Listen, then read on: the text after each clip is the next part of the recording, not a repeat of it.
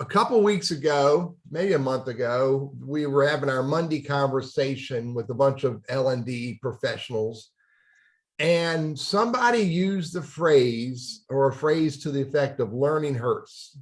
Tamara, was that the phrase that you said it, didn't you? That's me. It's something that I've said to my students.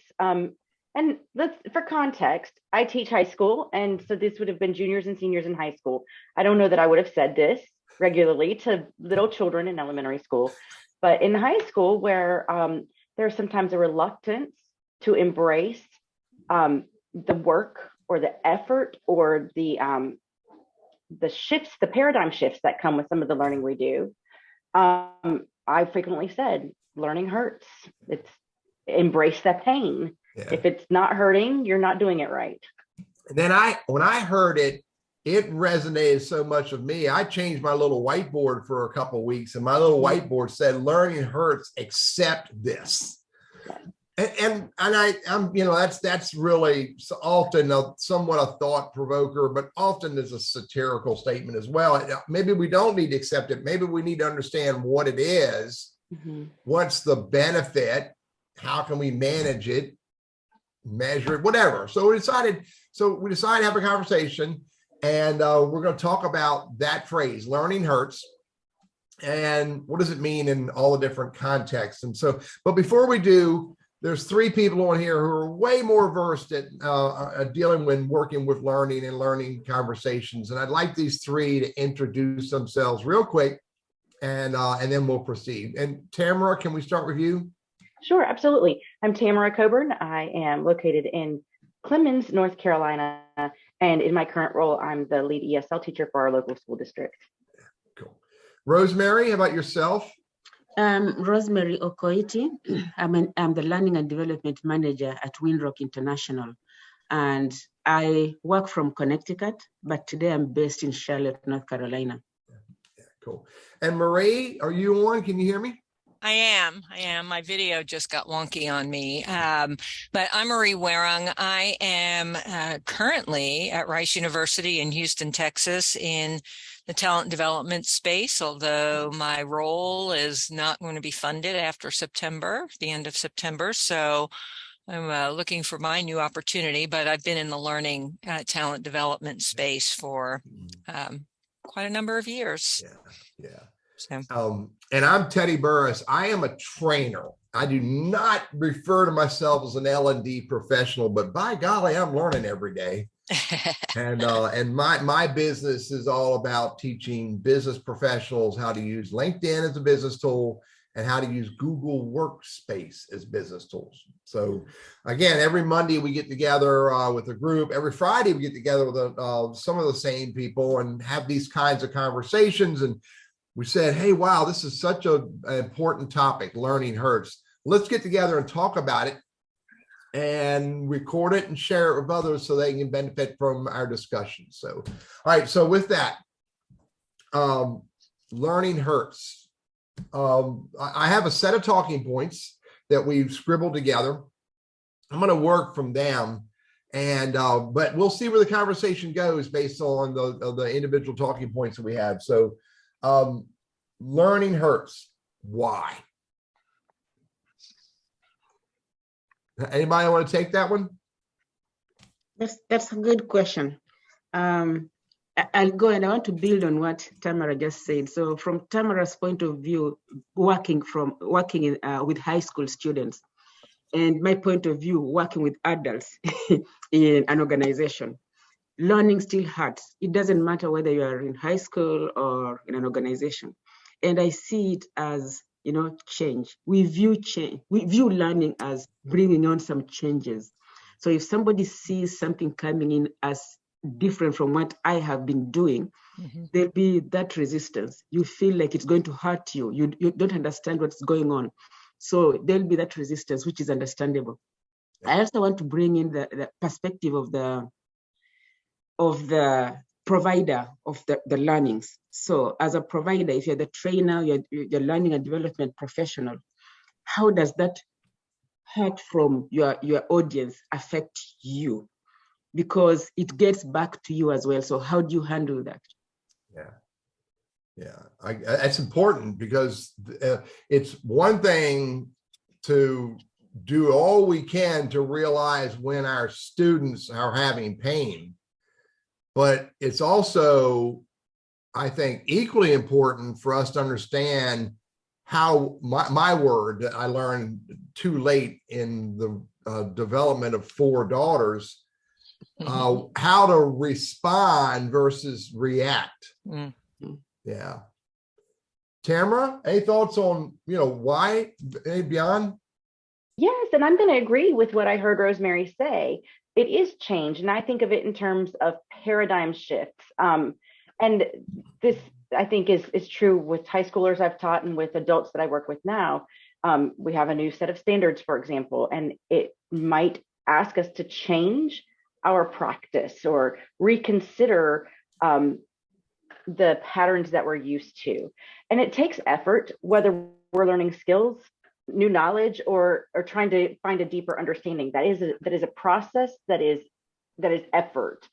And so I think that just like Rosemary said, people can be resistant to things that require that effort. And maybe hurt in this conversation is an oversimplification for experiences discomfort, experiences a challenge, experiences complexity that we have not uncovered up to this point. But I do think that learning should move us. And I think that it's important to know that if I'm already good at something, then doing that same thing over and over again isn't continued learning. It's just continued practice. And so when I'm learning, I should be able to start expecting it to push me, to cost me something. And that's what we mean, or it's what I mean by the hurt. Yeah. Marie, do you have a thought on why does it hurt? Yeah, so I'm going to couch it. I mean, I would echo what everybody else has said, and I'm going to make this comment, and then I've got to jump off for just a moment. But I'm in a little group that has been going through Brene Brown's most recent book, Atlas of the Heart.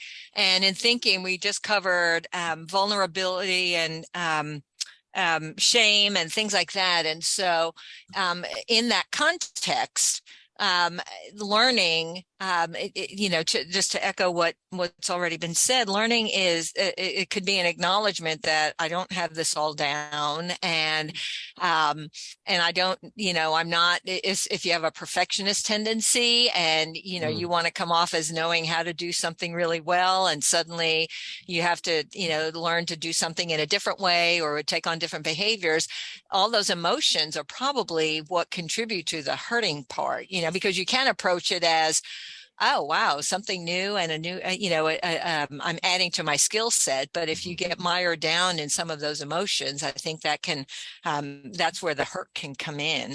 So, and my daughter is texting me. I've got to go help her move a car for a minute. So I will be right back. Okay. Sorry. All right, Marie. And this is good stuff. I'm gonna share it in my simplistic trainer, and I'm self-deprecating, so I apologize to you and myself. I'm gonna share it from my perspective as a trainer. 2 reasons why I think learning hurts, and adding to everything you just said. Number 1, the person that I'm trying to teach a new trick to believes their trick is the best way to do it. They think their process is proven beyond a shadow of a doubt. And who is this guy or this company who's coming in here saying, here's another way for you to do it? That's one reason. And the moment they feel that way, but yet they are obligated by an organization to be there, I can see the pain in their face. They don't want to learn this new trick. Here's the other reason. And this is upon me to resolve this one. They don't yet believe in the ideas that are being presented. Who is this guy? He's, this, and it could be this, it could be, here's this old man who's been doing this for 60 years. And, he's not been in my shoes. I don't trust his ideas. Or it could be the other way around. Here's this young whippersnapper who's coming in here and he's never been in my industry. Why should I trust his ways? So in a very simple view, everything that you ladies just said is real. and additionally, I see these other pieces that play into that as well. So, and I think that also adds into, that bringing in the discomfort. So I am in my comfort zone, and to your point number one, Teddy, I know everything that I need to do. So I am the expert in this line. So who is this new person? Who is this young person? Who is this old person coming to tell me all this stuff that is going to, push me beyond my comfort zone? And we all know that when we push ourselves beyond our comfort zone, there's that hurt, there's that pain, because you're experiencing something different. It makes you feel like, you're not the expert that you're used to being. So you're moving out of your comfort zone. It's not comfortable. And who wants to feel uncomfortable? Although we know that if we need to learn something, if we want to grow, we need to be open to moving out of our comfort zone. But I think it's human nature to try not to get out of our comfort zone whenever we have an opportunity to. Yeah. Tamara, you had another thought? Or I do. I think that, and everything that I'm saying is going to always be based off of what the colleagues on the call are saying. So I love that. But I hear about the comfort zone, and I think that that going back to Teddy's first point about the way I'm doing it is the best way, because of course I would have developed the most efficient way to do things. And I think we might need to consider our learners' goals of growing versus having arrived. If their goal is to have arrived point, then growth is out of the picture. And I also think that some corporations, and Teddy, this is kind of one of the things you got to, some of our learners are forced to be there. In a high school, they're forced to be there. And some corporations don't provide a good why. And we know that systems are perfectly suited for the results they're currently getting. And if the powers in charge of the system want to make changes, we might not believe that their changes are good for the system that we're a part of. They might not, we might think that their bottom line is not the same as our values. And so sometimes there's real disconnect between why we're being asked to make a change and why our learner believes that what they're doing is the best way. And so the why and the buy-in, I think all of that's really connected. That's big. I love the why video. I think it's a Simon Sinek video. It's really an old school video, but man, is it nail it. So good stuff. All right, let's use let's talk about managing this, and there's lots of ways we can manage it. When I was raising 4 daughters, the questions, this is before I realized the difference between react and respond. When I was raising 4 young daughters, they would, I don't want to, why do I have to do it? Because I told you to. That's how I manage their pain, because I told you to.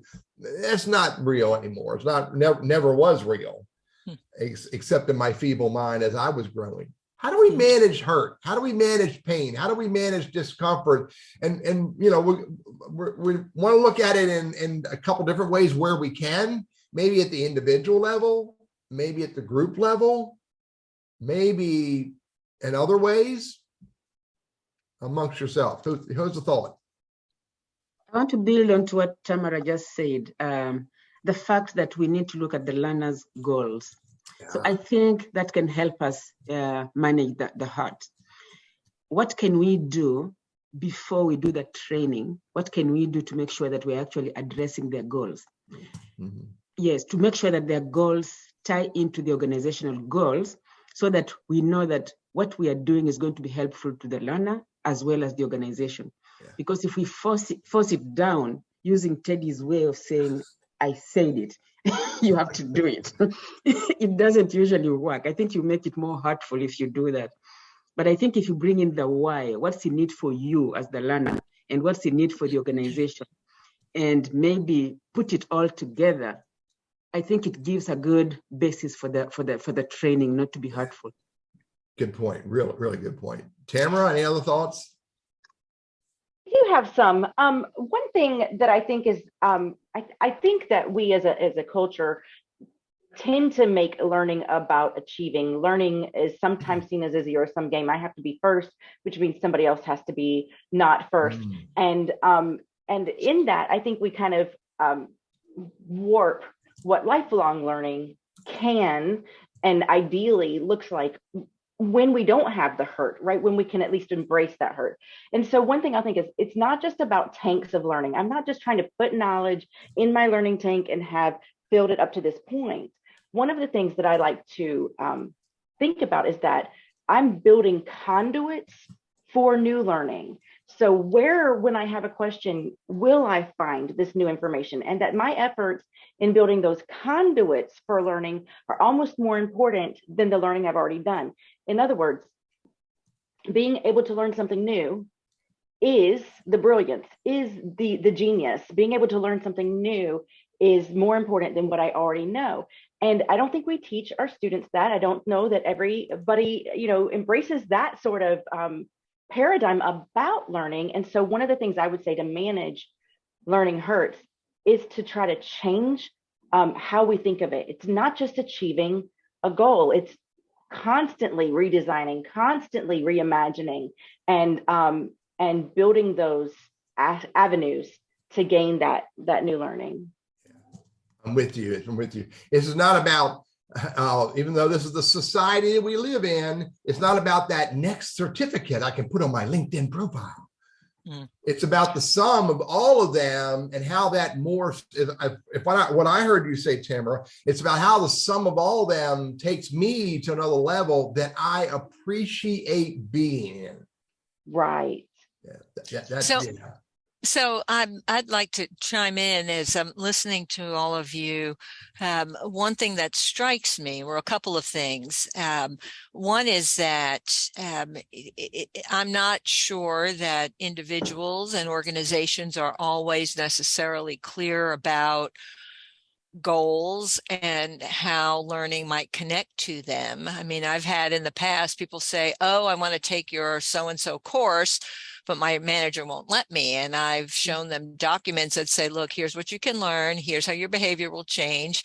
Make the connection between that and what you need to be doing and how it helps your department and so on. But in my organization, that's not always top of mind. So that's one point. The other is that, as an L&D professional, it can be really easy to assume that learning means sitting in a classroom or getting online or doing something, in a more formal fashion. And you are probably familiar with this 70-20-10, and I know that it's been refuted or the numbers have been shifted, but that most learning, like I think it's the 10% should be the more formal learning, but I think when we think about learning, more often than not, we're thinking about the more formal in the classroom or certificate program.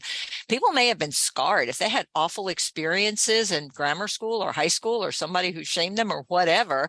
That may be, part of what contributes to learning hurting. Forget about showing that I don't know something that I thought I should, or somebody else knows more about, but even just the experience of being in a classroom setting can trigger some memories of really negative experiences. So I think as we talk about learning, there are lots of opportunities for it to hurt. And if we think of it more broadly as learning from other people, learning by just getting in there and trying something different, not formally sitting with a workbook and that sort of thing, perhaps we can help shift the conversation about learning and the experience of it. Yeah, Marie, you're dead on, and I can I'll share this quick little story about past classroom experiences. In, I don't know, 9th or 10th grade in high school, I had a teacher who I sort of kind of respected, and he was just a gruff old guy, just as, he ate his cereal was soggy every morning, so he came to school in a bad mood every day. And one day he was in an uberly bad mood, and he asked something, and I raised my hand to answer the question. And he yelled at me, and he called me a derogatory name. It wasn't a vulgar name, but it was something ridiculous, and said, put your paw down. Nobody wants to hear from you. Oh. And that came out of left field from nowhere. Now I share that it didn't scar me for life to the extent that I can't work past it. But I will tell you, for many, many years, even as an adult, I struggled raising my hand, because every time I raised my hand, I could picture this guy. I know him today. I could picture him saying that to me.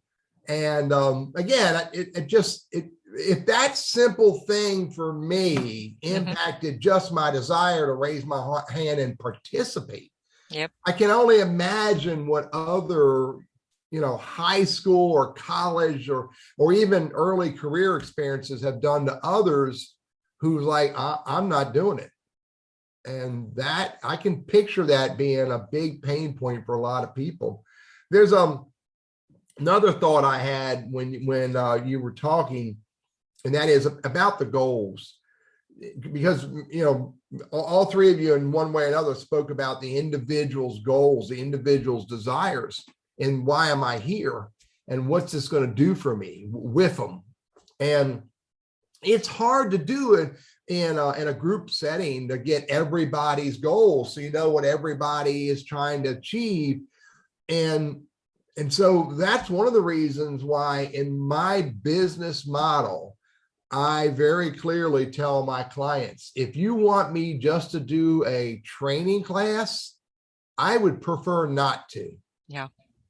If you want me to do training and then group and individual coaching, I'm happy to do that, because that will get me the opportunity to discover where it hurts and how I can help the individuals overcome that. Mm-hmm.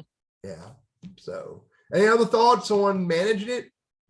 I do. I want to go back to what we've just been talking about, the goal setting, and then what I heard Marie talking about, that we learn in the action, in the application, in the practice of these things. And one thing that I've always looked at as far as personal learning and personal growth, and so a thing that I would recommend to anybody that I'm coaching or working with, is this idea that in the reflection is where that learning is really going to happen. And it can happen comfortably there, because that can be solo, that can be on my own, but it starts with goal setting. It starts with knowing something that I want to be able to accomplish, and then taking a risk.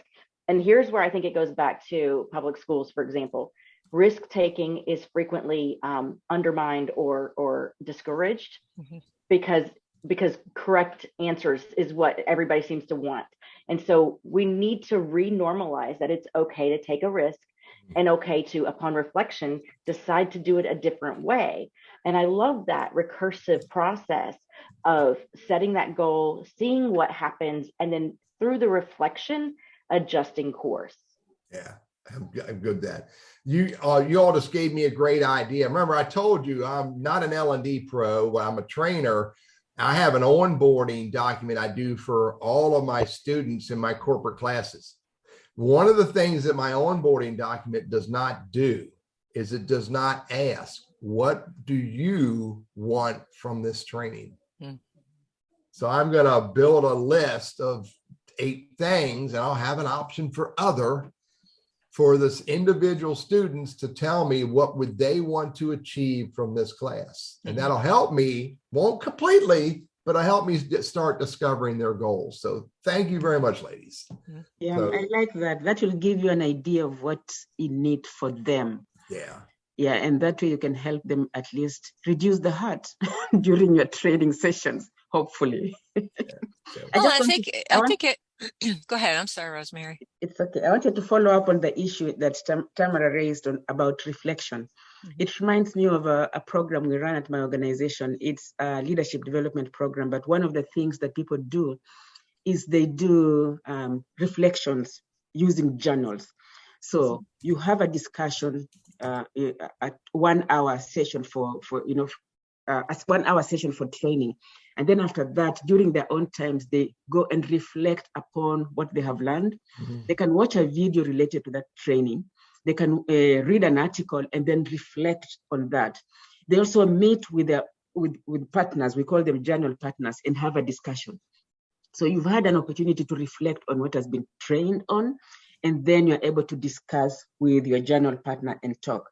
So again, that also brings me to what Teddy, when you said that when somebody asks you for training alone, you say no.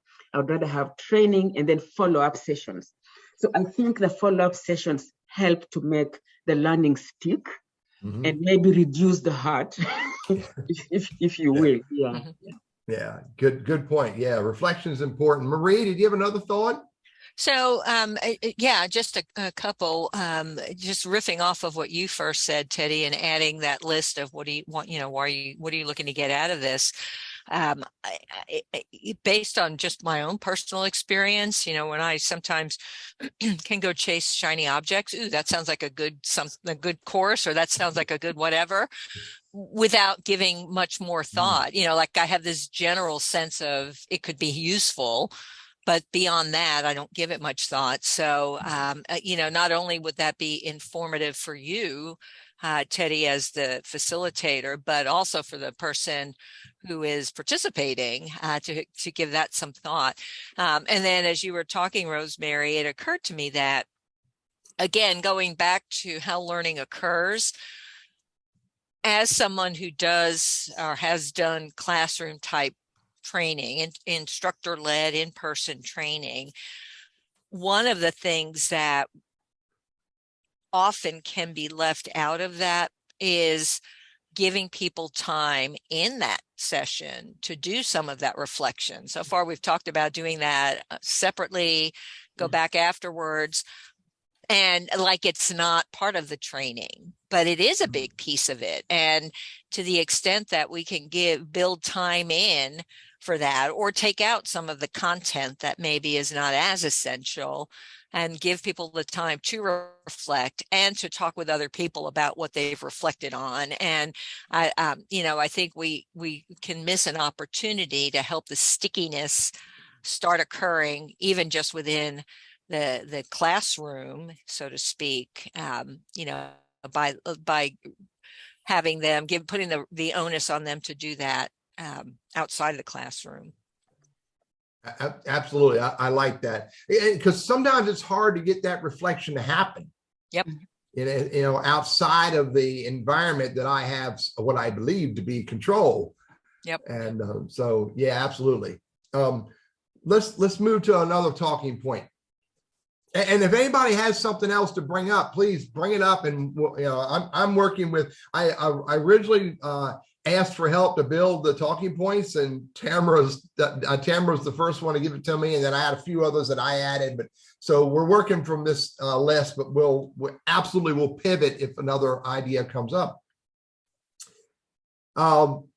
And Tamara, when she gave me this one idea, she used the phrase teacher, trainer, mentor. And I love that, because we're not all just teachers and we're not just trainers. And then the mentoring part is really important. I'm a member of SCORE, which is a small business administrated funded program, standalone program of business mentors. And I believe that I have the experience now and I never really thought of that. I kind of thought I was always a trainer, but I now I can picture myself in this role and enjoy seeing myself in the role as mentor. But as a teacher, trainer, or mentor, we have to look at and we've used this phrase a little bit already, the journey that we're taking people through, or the journey people are going through on their own. They're starting as newbies, novices, and where do we want them to go? I struggle with the phrase mastery. And I understand the phrase. I struggle with it because there are a lot of people who go, and they're right. I don't need to master this skill.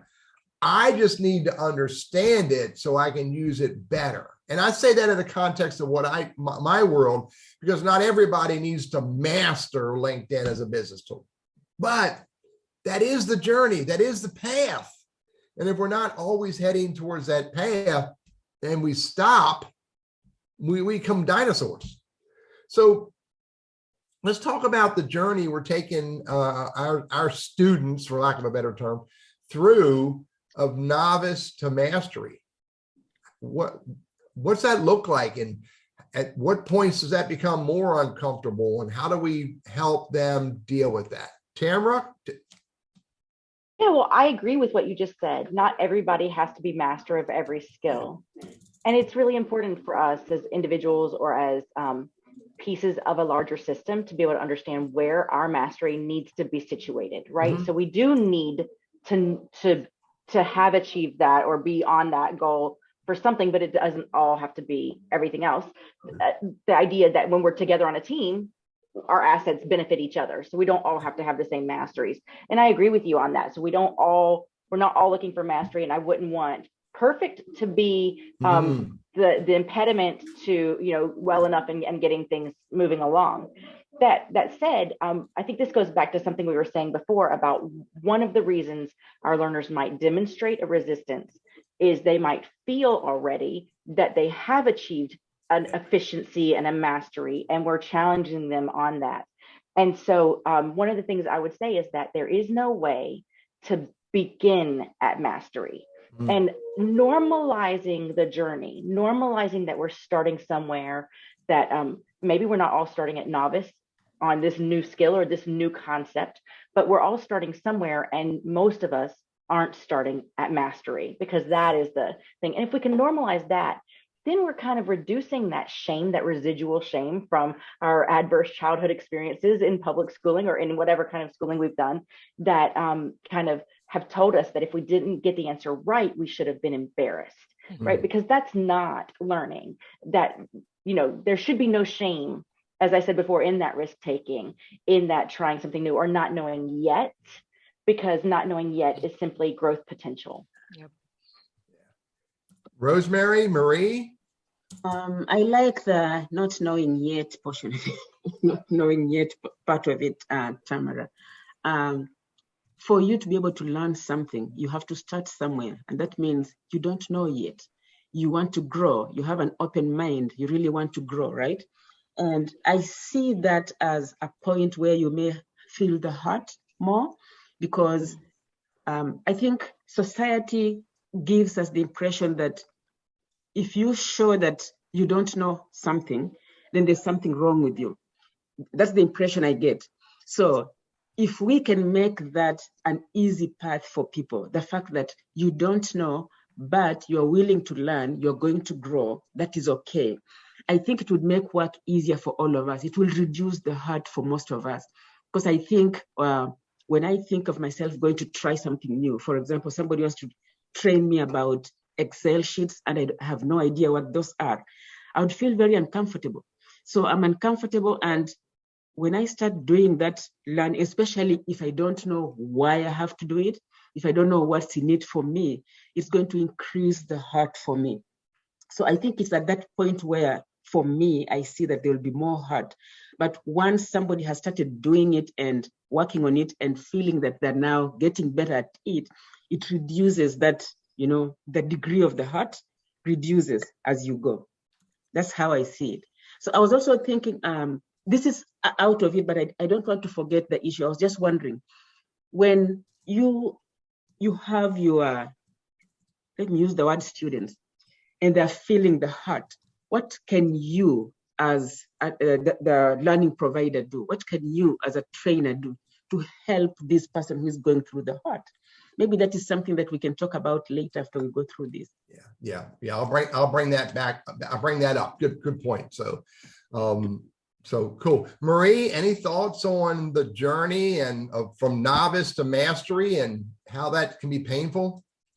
Yeah. So what struck me as I listened to everyone is the whole notion of mindset. And so, I wonder what value there could be in helping the learners identify what their mindset is around taking risks, trying something new, whatever. And my daughter just graduated from college and will start next week her Master of Arts in Teaching program. And one of the books that she needs to read before they start is the Carol Dweck book on mindset. But what was interesting is I had done a session about that, and I was struck when, as I read through her descriptions of the two mindsets, I thought, wow, I always thought that I had a growth mindset,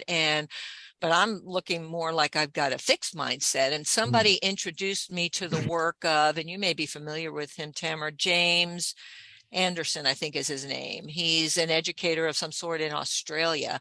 And he actually has like 5 or 6 different dimensions and a range of how you might feel about each of those 6, so that it's not a black and white growth or fixed mindset, but you may have a growth mindset when it comes to certain of the elements on his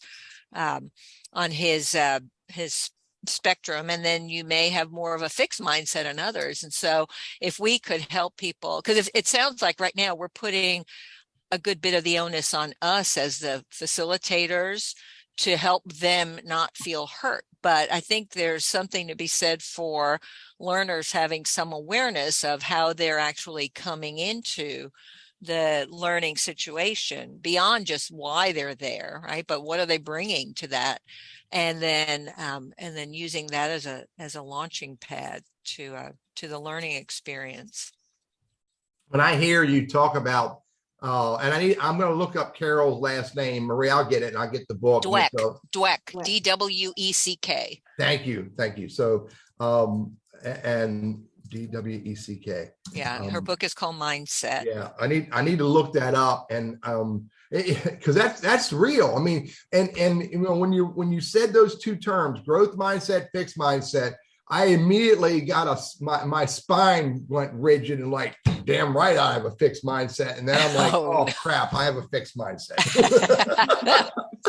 and you know, how do you determine that? I'll tell you, I used to do classes.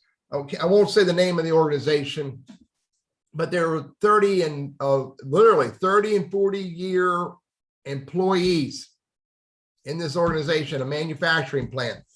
And they would sit down in that room and they would look at me and like, dude, I've been doing my job for 30 years. I don't need your help. And they clearly hadn't, and by the way, they've never had any professional development in the context of beyond the mechanical skills they had, no leadership skills, no team management skills, no human interaction skills. But they didn't care. They knew how to do it. And so for me, I had to first break through that fixed mindset with lots of conversations and engagement and role playing to get them to realize, well, maybe I can tweak my skill set just a little teeny bit. And boy, I'm telling you, when I got to that level, I was excited because I knew there was a little bit of a crack in the veneer. And so, yeah. And let's see, there should be no shame. I think I'm pulling this from what Tamara started and Rosemary played off of. There should be no shame in not knowing a skill, yet.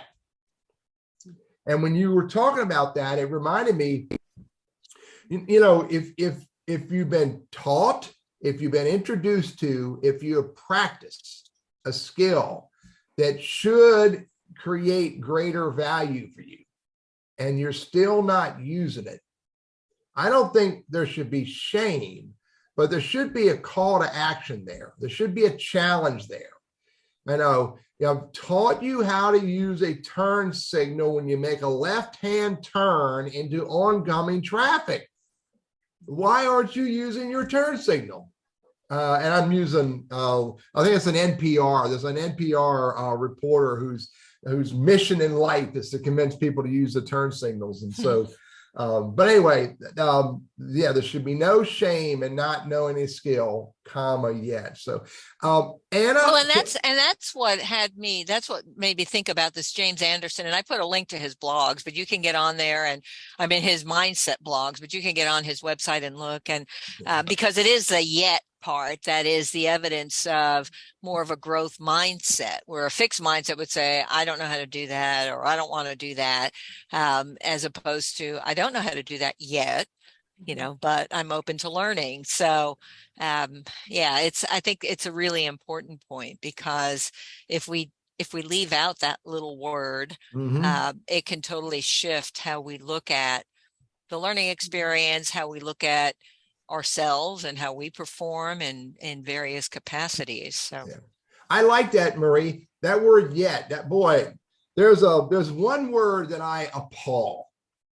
There's at least one word that I appall. And when you use this word in the wrong context is why I appall it. I hear people on a regular basis say, I am just this.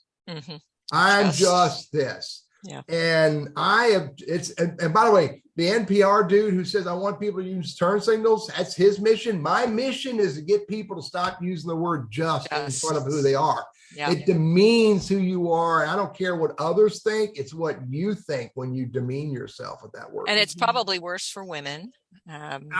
Could very well be, Marie. Yeah. Yes. Yeah. I have no context to argue that point. Yeah. No, but I bet if, that there's probably some research out there somewhere that women are probably more inclined to use that. I've become more conscious of that. Yep. Yeah. Well, and in that context, I will share this with you. And Anna, hang on, I'm gonna get to you in a minute. That this is one of the uses of that phrase that really, really bothers me. I'm just a housewife. Oh, yeah. Oh my God. I go to the trunk of my car, I pull my soapbox out, I jump up on top of it and start screaming. But that's the word just. Yeah. We're talking about the word yet. Yep. And it's one thing for someone to think that I don't know how to use this skill yet, and to realize that the yet gives them the opening the door to get past that. Yep. Another thought that just came into my mind is when I'm working with people, to remind them, well, you haven't been exposed to this yet. You haven't been introduced to this yet. You haven't practiced this yet. So we can use that as helping them, I think, in some context, helping them to open the door for this new skill. Yeah. Yeah. So good stuff. Thank you for letting me get on my soapbox about just. Anna, welcome. We're a little bit ahead of you, but if you could just unmute yourself and introduce yourself, and we'll pull you into the next talking point.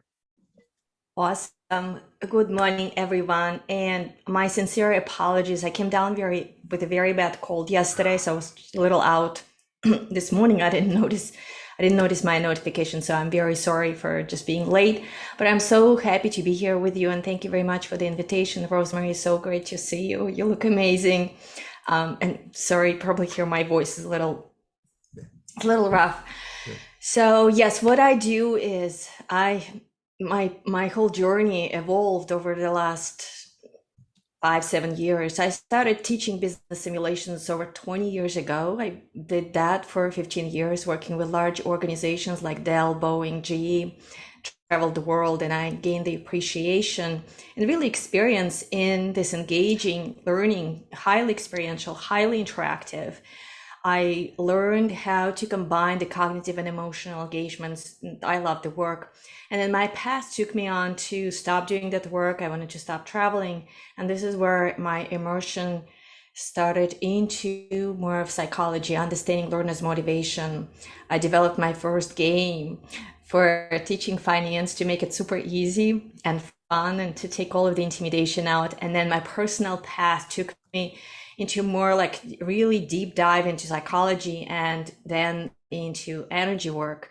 And it's just an amazing for me, my path now is like so amazing because I integrate all of these things into creating learning and teaching how to create this amazing learning. And one of my creations was a flow to transformation model that helps people understand how change impacts them, change in the organizations, change in our environment. And that model I then expanded into creating learning that supports change. Yeah. And this is where we take into account the environment our learners are in. So creating learning that will reinforce change within organizations. So that when people come into the learning space, and as Rosemary mentioned in her post, people are going through many things, and then they have to sit in the classroom, right, and learn something. That's a new change, whether they're learning a new system or a new role, or whatever. So it's in addition, they're overwhelmed, right? So how do we create training that not only is impactful for the learner, but also supports the change within the organization? So this is where I'm at. Good. Well, thank you for joining us, and hope you get through the cold you're dealing with. Thank you. When you feel miserable, it makes it harder for you to help people, at least in my experience. So let's start to wrap this up. And one of the questions that I had was this: how can we measure the rate at which a learner is able to grow, and that the pain doesn't force them out of the environment? Or, how can we measure the rate so that we don't create situations where there's so much hurt that they shut down, or they start getting, complacent, or, oh yeah, Teddy, you're right. I like you. I like your idea. I like that thought. And they just become yes people. I see this often. I press somebody to practice something, and then, but they don't. I press them to experiment, and they don't. And I know that what I've created is a situation where they just, they don't want to change. So how can we move our students through that journey and not put them in that situation? Thoughts beyond? I mean, I think we touched on a lot of it, but anybody else? I do. I'm going to appeal back to Jim Knight, and that's the coaching model that I've been through in the impact cycle. And one of the principles that they talk about is that, adults don't want to be told what to do. So we are absolutely building in resentment when we're trying to tell adults what to do, especially when we're telling them what to do in their zone of mastery or their zone of expertise, right? And so your question is, how can we help encourage learning or measure that rate of growth and pay attention to where pain is prohibitive? Yeah. And I would say we've got to find a way to help our learners choose that this is worth it for them. And so we're not telling, we're guiding, we're not telling, we're offering opportunities for learning. And that's where we go back to the teacher, trainer, mentor kind of combined role. I think that it is something that is more personal than just a mouthpiece in the front of a assembly, but we are actually helping adults take that time to reflect and decide for themselves, is this going to be beneficial? And do I want to walk this journey with this mentor? Yeah, I like that. And by the way, I no longer do auditoriums, Tamara, but I know what you're talking about. Anybody else? How do we determine where they are? Anna? Yeah, this is a great topic, and what I want to share is actually builds on what Tamara said. The first thing we want to understand what is causing the stress for them, where they're at. This is the first thing. Maybe you have already discussed this, but what is this change that already experiencing, or the stress points? And the way I look at, or I recommend to look at in my work, is look at one of the things is to look at the 5 elements of motivation. The basic needs, and it came to surface right during pandemic. Basic needs were a threat: the health, the safety. Then looking at the sense of purpose, looking at the sense of autonomy, if they have a choice in the bigger space they're in, do they have a choice? What's being impacted the most? Their relatedness and their sense of growth. So we first look at where they're at, what's impacted for them right now in the bigger environment of the organization. And then if we know that the most impact that they have right now is the sense of autonomy is always a part of change because the change comes from the top down, right? During pandemic, sense of relatedness, during pandemic, sense of purpose, sense of growth, all of that was shut down, right? So once we can evaluate where they're at, the current environment, where their pain points are, then we can present the learning in a way that will somewhat compensate or smooth out the stressors they're in. For example, if there's no choice in the organizational scope right now, landscape, then we have to give them more choice during training. Then we have to, yes, they may still need to learn specific things in order to be on the job, but the way how we present it, we have to give a lot of choice, whether they're picking what they're going to eat in the morning or they're going to do exercises during the day or how they're going to, the times they're, whatever they're doing, right? To give them options, as many options as possible. Make it super easy, make it even fun, even in like dry topics or whatever we're teaching. It has to be fun, it has to be easy. If relatedness is shut down because people are knowing that someone is going to leave the organization or they're being reorganized, then we need to have this clusters of people to connect with, right? We need to organize learning in a way that will support that sense of a loss of relatedness. And then we can do the same about purpose and the sense of growth, right? If the sense of growth is minimized or they're not sure where they're going to grow with this change within the organization, or if it's even global environment, pandemic, right? So when we organize learning, we can plug in some little things and they don't have to be dramatic, right? We can still teach the same things, but how we present them and the exercises we give them and how we engage, they can be around those things that are compromised for the learner in the bigger environment. Cool stuff. Does that make sense? Good.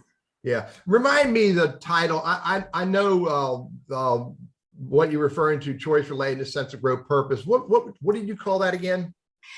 These are 5 elements of motivation. The 5th one was the basic skills. It actually became a part of what I do because of the pandemic. So we first need to make basic skills are always, but they should be part of the big picture. So it's the basic skills, a sense of purpose, sense of autonomy or sense of choice, the same, sense of growth, and sense of relatedness or community.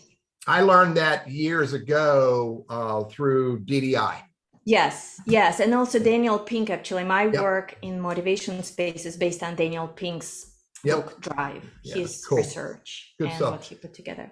Mm-hmm. Good stuff. Good stuff. Thank you for reminding me about that, Anna. Anybody else? We have a few minutes left. Anybody else? Any thoughts on this conversation about discovering where they are and so we don't push them over the ledge?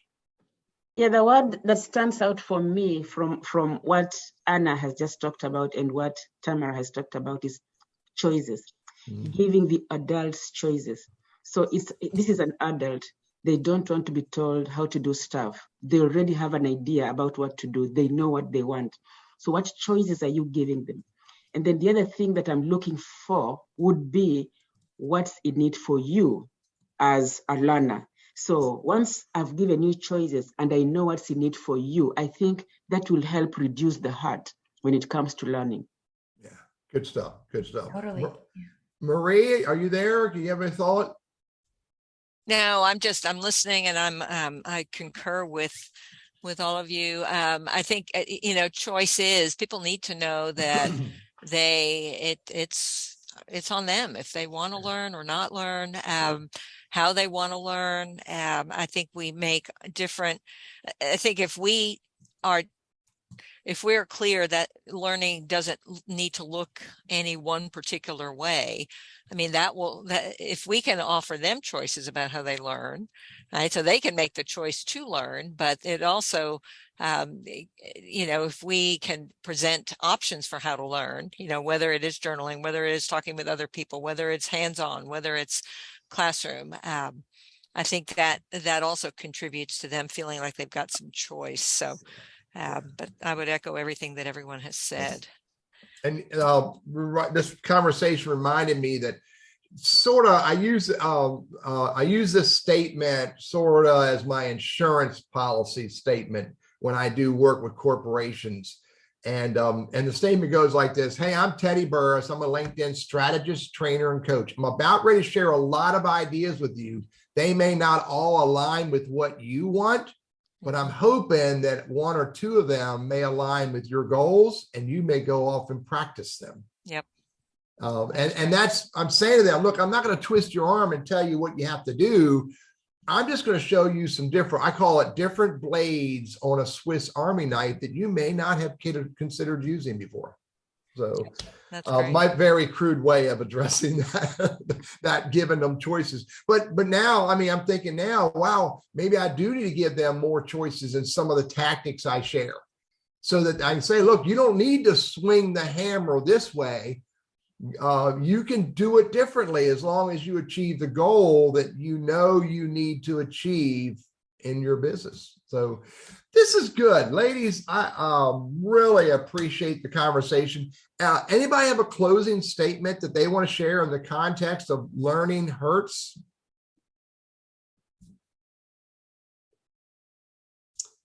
If not, I will.